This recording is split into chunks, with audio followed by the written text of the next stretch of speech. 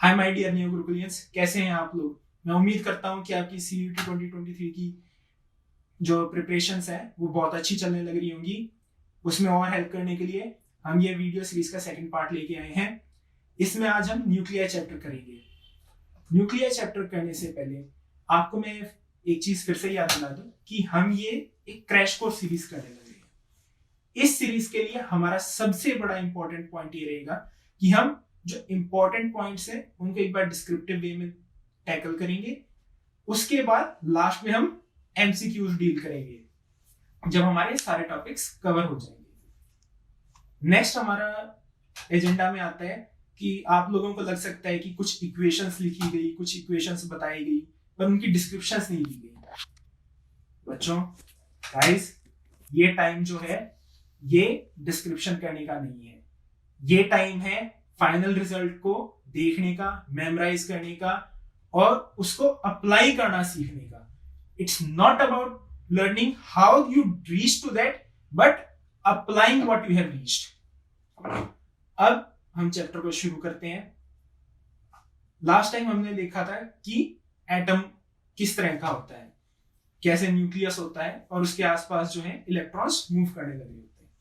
हमने development of model of atom पढ़ा था, उसके डिफरेंट पार्ट्स पढ़े थे। अब हमारा आता है, नेक्स्ट चीज आती है atomic mass and components of nuclei. क्या हो सकता है, क्या क्या चीजें हो सकती हैं हमारे एटॉमिक न्यूक्लियाई में। न्यूक्लियाई किस साइज का होगा, कैसे हम उस तक पहुंचे, कैसे हमें पता चला कि क्या क्या चीजें हमें वहां पर देखने को मिल रही है, और उनके डिफरेंट यूसेस और उनके डिफरेंट रोल्स। अब सबसे पहली बात आती है कि हमने देखा कि हर पार्ट का जो है अपना एक मास होता है। अब मास कैसे निकालें, तो हमने एक स्टैंडर्ड एटम लिया कार्बन का, जो कि सबसे स्टेबल एटम होता है, इसलिए हमने उसका मास लिया और उसके मास को 1/12 किया, क्योंकि अगर आपको पता हो कार्बन का एटॉमिक नंबर 12/6, ठीक है। इसलिए उसका जो मास हमें पता चला 1.9926 इंटू 10⁻⁻27 kg। गाइस समझ रहे हो, 10⁻⁻27 इतना स्मॉल मास है कि इसको अगर हम किसी स्केल के ऊपर रखेंगे जो आपका, जिस पे आप घर का सामान लेके आते हो, या फिर कोई भी स्केल है, तो उसके ऊपर हम मेजर भी नहीं कर सकते, पता भी नहीं चलेगा वहां पर रखा हुआ है या नहीं रखा हुआ है। इसलिए हमें क्या करना पड़ा, उसको मेजर करने के लिए दूसरे मेथड्स यूज करने पड़े। मास स्पेक्ट्रोमेट्री एक मेथड होता है, it's quite a detailed method, हम उसमें नहीं जाएंगे। अभी सिर्फ और सिर्फ आप ये मास याद कर लीजिए, 1.9926 इंटू 10⁻⁻27, ये मेरा कार्बन का मास निकला। अब इसको स्टैंडर्ड एटॉमिक मास में कन्वर्ट करने के लिए मैंने इसको 12 से डिवाइड कर दिया।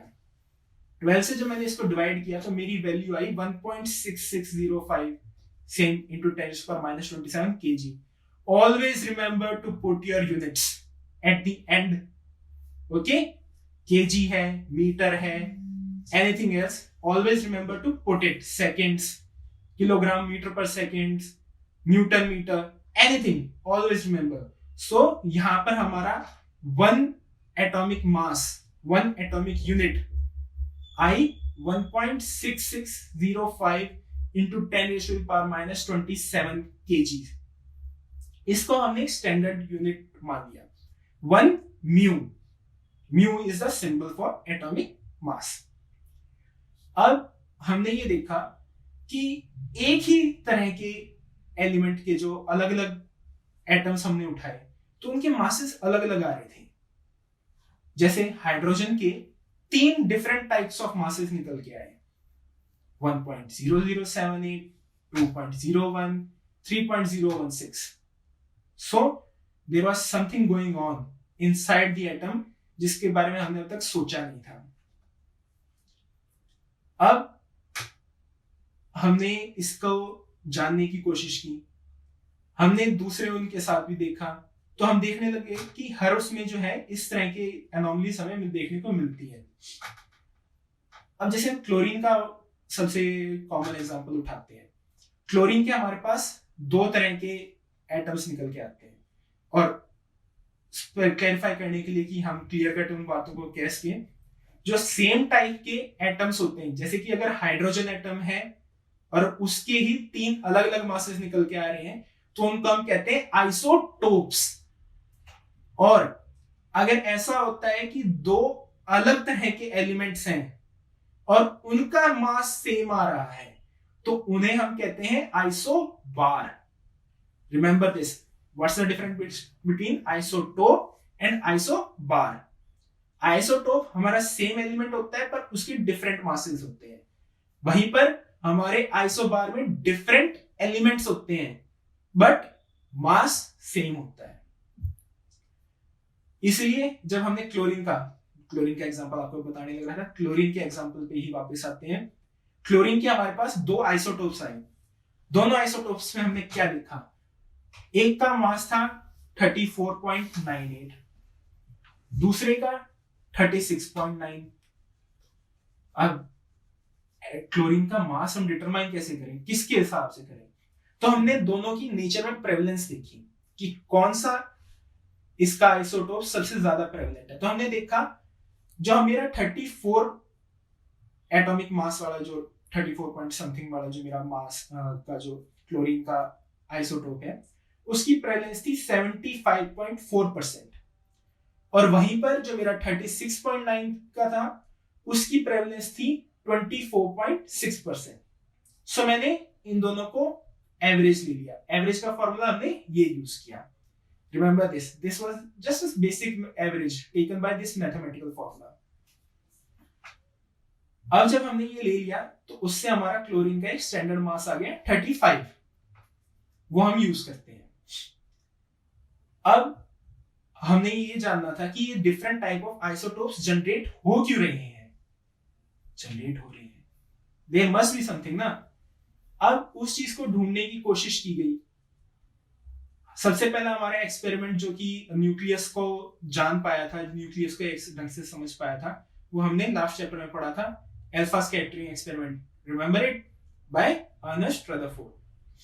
सो उसी को जब आगे बिल्ड किया, उसी के ऊपर जब हमने फर्दर दूसरे एक्सपेरिमेंट्स किए, तो करते करते अल्टीमेटली इन 1932 जेम्स चैडविक, उन्होंने न्यूट्रिनो डिस्कवर किया।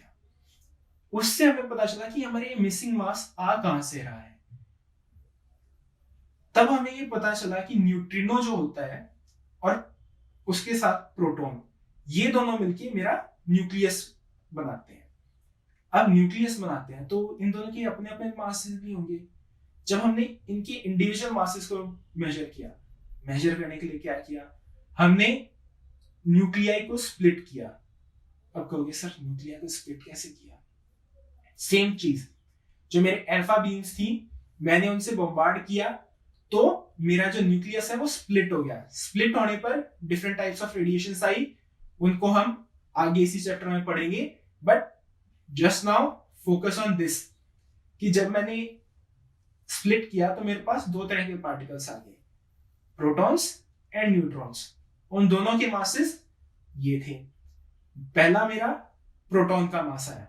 प्रोटॉन का मास आया 1.00727 म्यू, द सेम म्यू जैसा जो हमने पढ़ा था। तो अब अगर आप इसको टेक्निकली कैलकुलेट करने जाएंगे तो कुछ 1.6726 के आसपास आपकी वैल्यू आ जाएगी। Don't bog down upon that. वहीं न्यूट्रॉन को हमने देखा तो न्यूट्रॉन का मास स्लाइटली लार्जर आ रहा था, वो था 1.086 म्यू। अगेन जब आप इसको कैलकुलेट करेंगे तो 1.6748। So not very large difference, a difference of about 0.0023%. So that was a different thing. So we didn't focus on that. We don't need to focus on it right now. We need to focus on, या इससे हमें क्या पता चला? हमारे पास masses आ गए, हमें ये पता चल गया कि एक्चुअली में मेरे न्यूक्लियाई में क्या क्या होता है। एक्चुअल में अब आप ये कहेंगे कि कुछ लोग आप में से कह सकते हैं सर न्यूक्लियाई में सिर्फ और सिर्फ ये नहीं होता है, इसमें जब हम और ज्यादा डीप में जाते हैं तो क्वार्क्स, ग्लूऑन्स, लेप्टॉन्स और ऐसी 16 फैमिलीज आ जाती हैं। Please don't focus on that right now. अभी हमें जो पढ़ना है सिर्फ उसके ऊपर फोकस करते हैं, राइट। वो एक डिफरेंट वीडियो बना लेंगे अगर आप लोग कहेंगे। अब जो हम नेक्स्ट टॉपिक देख रहे थे, साइज ऑफ न्यूक्लियस। अब हमें ये जानना जरूरी है कि हमारे न्यूक्लियस में क्या कुछ है और कितने साइज की है। उसको जानने के लिए जो हमारा अल्फा स्कैटरिंग एक्सपेरिमेंट था वो ज्यादा वीक था, क्योंकि उसमें हमारे जो पार्टिकल्स यूज होने लग रहे थे वो बहुत हैवी पार्टिकल्स थे, बहुत लार्ज पार्टिकल्स थे। Nucleus of helium atom use करने लग रहे थे, जो कि इनहेरेंटली लार्ज होता है।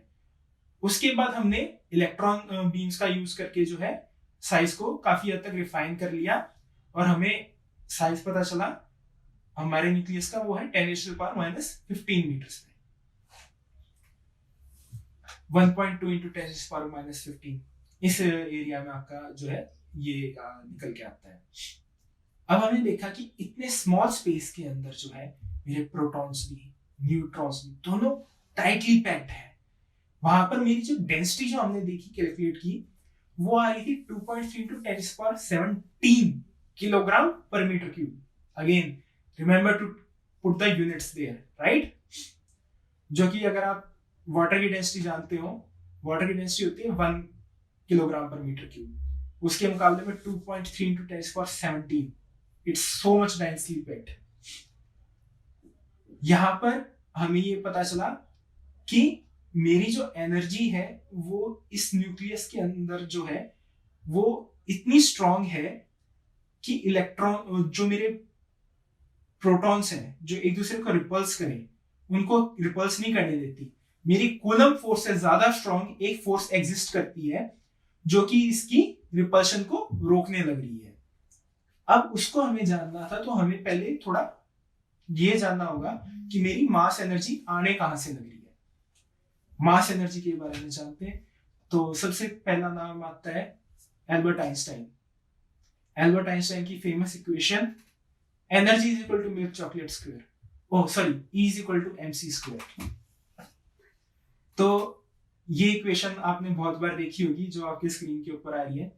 हालांकि ये इक्वेशन जो है एक स्पेसिफिक केस के लिए है, इसका एक एनलार्ज्ड वर्जन है जो कि एग्जैक्ट इक्वेशन बताता है, बट अब अभी हम उसके ऊपर नहीं जाएंगे। अगर आप देखना चाहते हो तो ये अभी आपकी स्क्रीन के ऊपर आएगी, आप इसको पॉज करके देख लीजिए।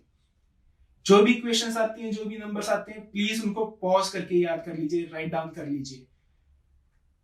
अब आगे चलते हैं। हमने क्या देखा, मास एनर्जी हम जानना चाहते थे कि मेरी कितनी एनर्जी जनरेट हो रही है। जब मैंने इस इक्वेशन को यूज किया तो मुझे पता चला कि एक बाइंडिंग, जब मैं मेरे उसको एटम को पैक करने लग रहा हूं, मेरे न्यूक्लियस को पैक करने लग रहा हूं, जैसे मैं ऑक्सीजन का एग्जांपल उठा लूं। ऑक्सीजन के एग्जांपल में मेरे 8 प्रोटॉन्स हैं, 8 न्यूट्रॉन्स हैं। जब उनके टोटल मास को मैं कैलकुलेट करता हूं तो 16.333 समथिंग आता है, बट जब मैं उसके न्यूक्लियस को मेजर करता हूं तब उसका मास आता है 15.99 समथिंग। ये क्या दिक्कत होने लगी है?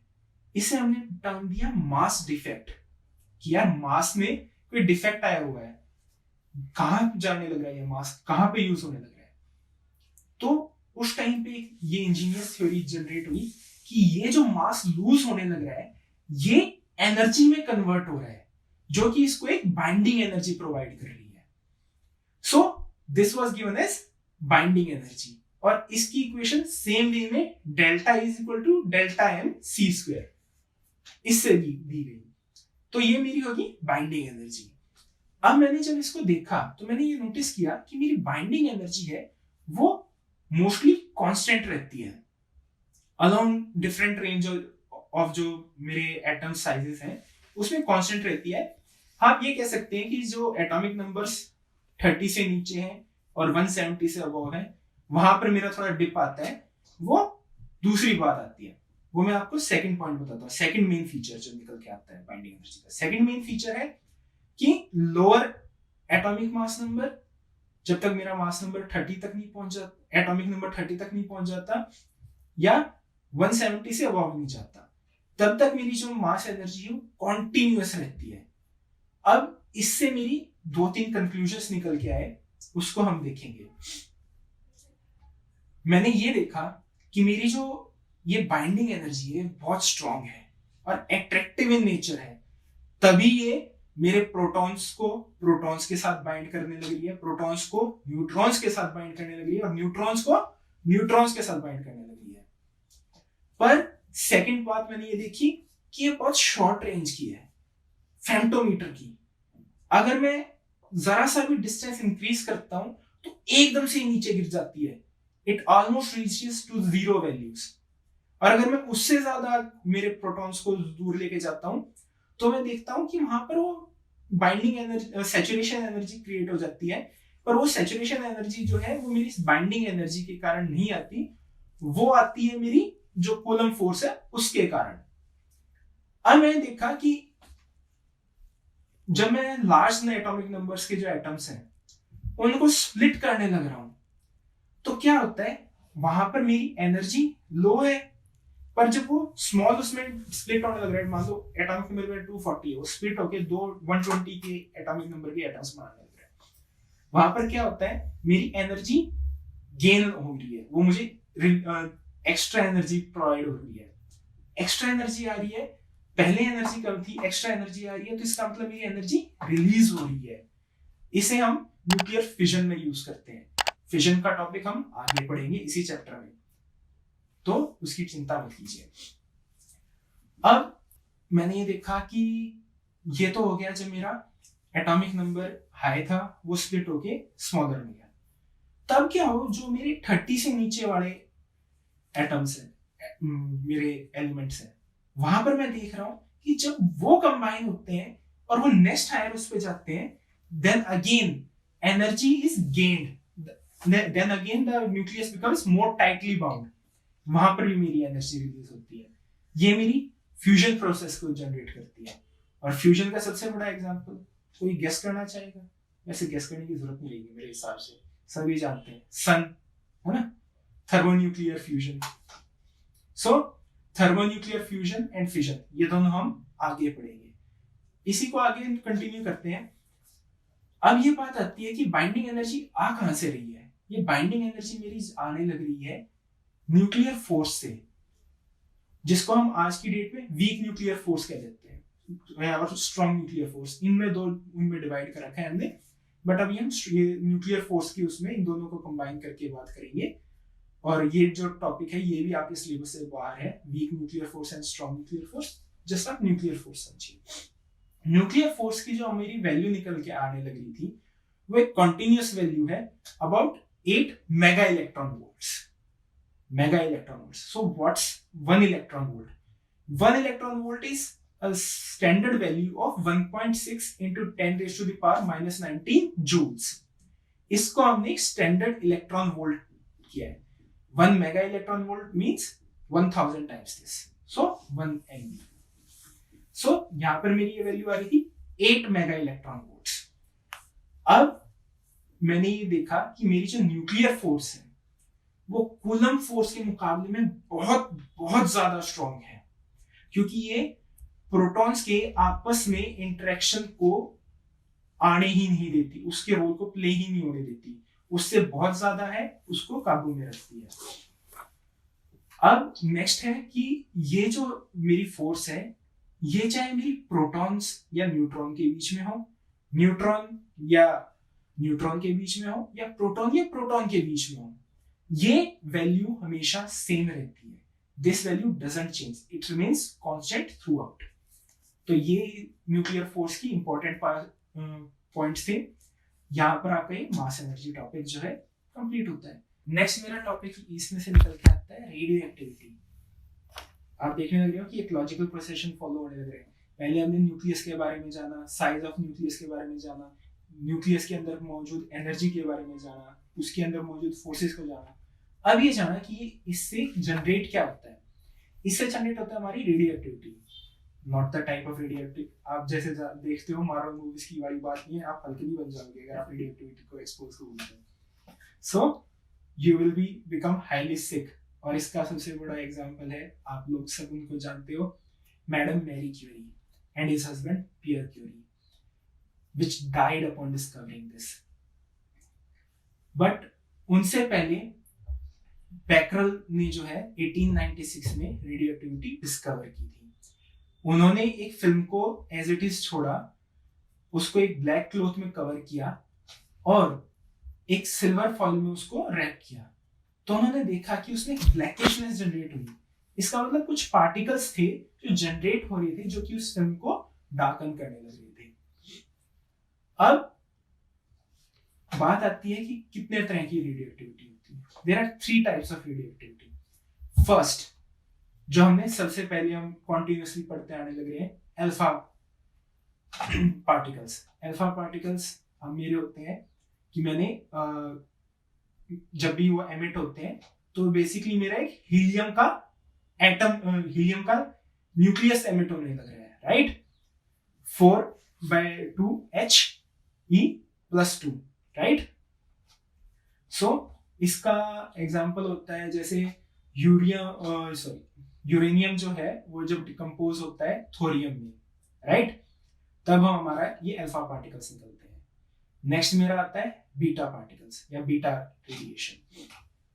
बीटा रेडिएशन होती है जब मैं इलेक्ट्रॉन्स या पॉजिट्रॉन्स निकलते हैं, राइट, उससे जब मेरा डिफरेंट एलिमेंट्स जनरेट होते हैं।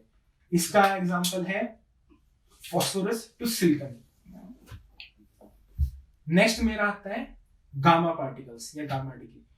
अगेन आपने बहुत सुना होगा द हल्क में gamma exposure, right, but actually gamma exposure is a type of light particles only, जो कि बहुत हाईली चार्ज होते हैं, जिनके अंदर एक्सट्रीमली हाई अमाउंट में एनर्जी होती है, और ये जो है कंप्लीटली आपके डीएनए को डिस्ट्रॉय कर सकते हैं।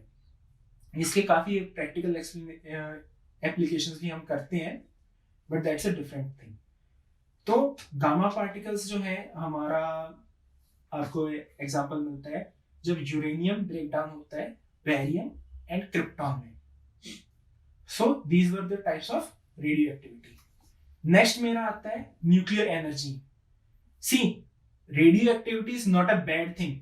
इसको हम न्यूक्लियर एनर्जी में कन्वर्ट कर सकते हैं। न्यूक्लियर एनर्जी से हम power plants and different kinds of things use कर सकते हैं। हम अपनी सबमरीन्स को में उसमें यूज करते हैं ताकि मेरा सबमरीन्स रन हो। हम इस इवन जो है सैटेलाइट्स में से यूज करते हैं ताकि लॉन्ग टाइम के लिए मेरे सैटेलाइट्स यूज होते हैं। सो nuclear energy is not a bad thing inherently. बात यह है कि इसको कंट्रोल करना बहुत मुश्किल है। अब न्यूक्लियर एनर्जी के 2 टाइप्स होते हैं, फ्यूजन एंड फिजन। हम मोस्टली फिजन के साथ डील करते हैं because fusion is very complicated. क्यों कॉम्प्लिकेटेड है वो मैं भी आपको बताऊंगा। पहला आता है मेरा फिजन।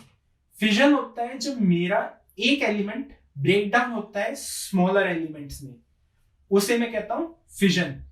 जब फिजन होता है तो मेरी डिफरेंट टाइप्स ऑफ रेडिएशंस निकलती हैं, जैसे कि मेरी alpha particles, gamma particles, right. So इसके एग्जांपल्स के तौर पे आप ले सकते हैं uranium to barium and krypton and uranium into antimony and niobium. दोनों के कंडीशंस में जो है मेरे गामा पार्टिकल्स रिलीज होते हैं और न्यूट्रॉन्स रिलीज होते हैं, राइट। सो ये हो गया मेरा फिजन। अब फिजन का यूज कहां पे होता है? फिजन का यूज हम करते हैं हमारे न्यूक्लियर पावर प्लांट्स में and even nuclear enrichment facilities में। न्यूक्लियर प्लांट्स में हम जनरली जो है यूरेनियम को बेरियम और क्रिप्टॉन में कन्वर्ट करते हैं, जबकि न्यूक्लियर एनरिचमेंट फैसिलिटीज में हमारा 3 स्टेप प्रोसेस होता है। फर्स्ट स्टेप में मेरा यूरेनियम कन्वर्ट होता है नेपच्यूनियम में। यूरेनियम 238 को मैं बम्बार्ड करता हूं न्यूट्रिनो से, तो वो कन्वर्ट होता है नेपच्यूनियम में। नेपच्यूनियम 239 जो है मेरा ब्रेक डाउन करता है प्लूटोनियम में प्लस न्यूट्रिनो एंड एनर्जी में, right. So this way plutonium is created.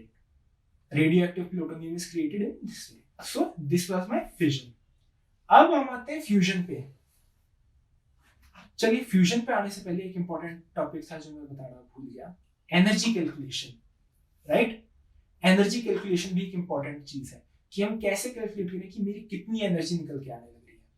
मान लीजिए मेरा एटॉमिक नंबर है 240, वो मेरा ब्रेक डाउन होने लग रहा है 2 पार्टिकल्स में 2 एलिमेंट्स में 120 ईच, राइट। तो जब मैं कैलकुलेट करता हूँ, मेरे पास जो ग्राफ है मैं वहां से ही उठा लेता हूँ। जो मेरे एटॉमिक नंबर A240 है, उसकी मेरी एनर्जी जनरली जो बाइंडिंग एनर्जी निकल के आती है वो आती है 7.6 मेगा इलेक्ट्रॉन वोल्ट्स। और जबकि जो एटॉमिक नंबर 120 है उसकी मेरी बाइंडिंग एनर्जी निकल के आती है 8.5 mega electron volts. So we are gaining an energy of 0.9 electron volts. अब मेरे पास 240 एटॉमिक नंबर 240 है, तो मेरे पास कितने प्रोटॉन्स हैं, न्यूट्रॉन्स हैं? 240, right.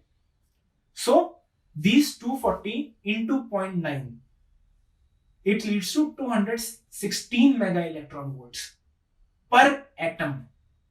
Now multiply it with the Avogadro number, right? तो हमें 1 किलो के अंदर की हमारी एनर्जी निकल के आ जाएगी। So this way we calculate the energy. अब जो मैं नेक्स्ट टॉपिक पे आने की बात कर रहा था, fusion. Fusion is a very complicated process. जब हम देखते हैं कि 2 एटम्स को हमें फ्यूज करना है तो हमें रिक्वायरमेंट होती है कि वो एक पर्टिकुलर स्टेट में होनी चाहिए, आयनाइज्ड प्लाज्मा की स्टेट में होनी चाहिए। और वहां पर लेके जाने के लिए जब हमने थियोरेटिकली कैलकुलेट किया तो हमें पता चला कि हमें टेम्परेचर की रेंज चाहिए 10⁻15 degrees Celsius, degrees kelvin. You could use anything, right? At that amount, at that a large number, they become one and the same thing. पर अगर हम इस तरह की कंडीशंस जनरेट कर लेते हैं तब सिंपली मेरा एक हाइड्रोजन एटम जो है दूसरे हाइड्रोजन एटम के साथ कंबाइन करता है, एक पॉजिट्रॉन रिलीज होता है और मेरी 0.42 मेगा इलेक्ट्रॉन वोल्ट्स की एनर्जी बनती है। अब मेरा पॉजिट्रॉन एक इलेक्ट्रॉन के साथ कंबाइन करता है, वहां पर मेरी एनर्जी रिलीज होती है, लाइट पार्टिकल रिलीज होता है, बट ऑफ कोर्स उसके साथ साथ एनर्जी भी रिलीज होती है 1.02 इलेक्ट्रॉन वोल्ट्स। अब इससे जो मेरा हायर डिग्री का हाइड्रोजन एटम बना है वो दोनों जब कंबाइन करके हीलियम में जनरेट करते हैं तब वहां पर मेरी एनर्जी आती है 5.48 मेगा इलेक्ट्रॉन वोल्ट्स की। इसकी सारी इक्वेशंस आपको स्टेप बाय स्टेप आपकी उस पर आनी लग रही होंगी स्क्रीन के ऊपर, प्लीज उसके ऊपर ध्यान दीजिएगा और उसे पॉज करके देख लीजिएगा। अब ऐसे 2 रिएक्शंस जब जनरेट होते हैं तब जाके मेरा एक प्रॉपर हीलियम एटम जनरेट होता है और तब वहां पर मेरी एनर्जी जनरेट होती है 26.7 मेगा इलेक्ट्रॉन वोल्ट्स। अब आप देख रहे हैं वहां पर मेरी 216 इलेक्ट्रॉन वोल्ट्स की जनरेट हो रही थी जब मैं एक 240 के एटम को डिसइंटीग्रेट करने लगा। यहाँ पर 1 एटॉमिक नंबर की उसको जब कंबाइन कर रहा हूं तो मेरी already 26.7 mega electron volts generate हो रही है। So it's of higher efficiency. It's higher efficiency, but it's also very difficult to produce. अब बात आती है कि अगर ऐसी बात है तो इसका मतलब हम क्या कभी न्यूक्लियर फ्यूजन नहीं कर सकते? बट ऑफ कोर्स हम जो है करंटली न्यूक्लियर फ्यूजन के ऊपर काम करने लग रहे हैं। हमारा जो है इसके ऊपर कई सारे प्रोजेक्ट्स चलने लग रहे हैं। There are 2 different types of projects used to create ionic plasma for fusion.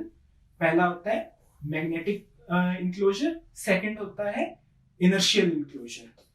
Magnetic enclosure के आप एग्जांपल्स देख सकते हैं, टोकामेक रिएक्टर्स होते हैं, स्टेलर रिएक्टर्स होते हैं, स्टेलरेटर रिएक्टर्स होते हैं। और इनिशियल डिवाइस होते हैं फास्ट इग्निशन, जो है ये आपका एग्जांपल हो गया इनर्शियल इंक्लोजर का। इससे जो है हम हमारे एटम्स को काफी हद तक क्लोज इंक्लोजर में लेके आते हैं, उनको हीट अप करते हैं और उससे फ्यूजन करने के लिए जनरेट करते हैं। So guys, this was your chapter on nuclei. So guys, अगर आपको ये वीडियो अच्छी लगी तो प्लीज अपने फ्रेंड्स के साथ, फैमिलीज के साथ शेयर कीजिएगा, इस चैनल को सब्सक्राइब कीजिएगा, बेल बटन को हिट कीजिएगा ताकि जैसे ही ये कोई भी नई वीडियो हम अपलोड करें आपको पता चल जाए। और इसके साथ साथ जो यहाँ पर टेंजेंट टॉपिक्स है उसको अगर आप जानना चाहते हैं या फिर और कोई क्लैरिटी जानना चाहते हैं तो प्लीज कमेंट्स में मेंशन कीजिएगा अपने वीडियोस को। So guys, thank you and best of luck. Be on the lookout for our next videos. जो नेक्स्ट वीडियोस है उसको आप जो है हमारे आई बटन पे भी देख सकते हैं और साथ ही साथ नीचे डिस्क्रिप्शन में भी आपको मिल जाएंगे, हमारी प्लेलिस्ट भी जनरेट होगी। सो guys, thank you very much.